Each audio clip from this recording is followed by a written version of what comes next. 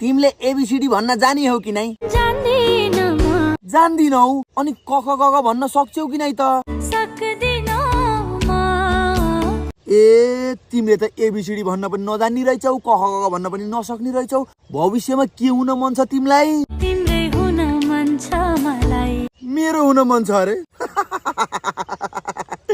मेरो त गर्लफ्रेन्ड छ हो, गर्लफ्रेन्ड। अनि मलाई भेट्न पनि बोलाछ आज। ल म गएँ गर्लफ्रेन्ड भेट्न। किन?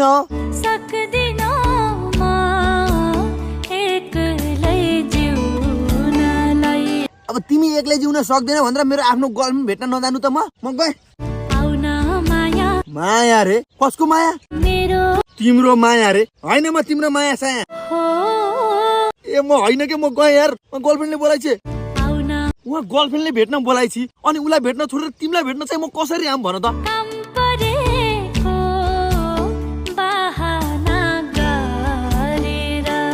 तिम्रो कुरा त ठिकै हो तर मिल्दैन के, त्यसले थाहा पायो भने त मेरो हड्डी करङ सरङ सबै भाँच्छ त यार। तिमी बुझ न कस्तो यार।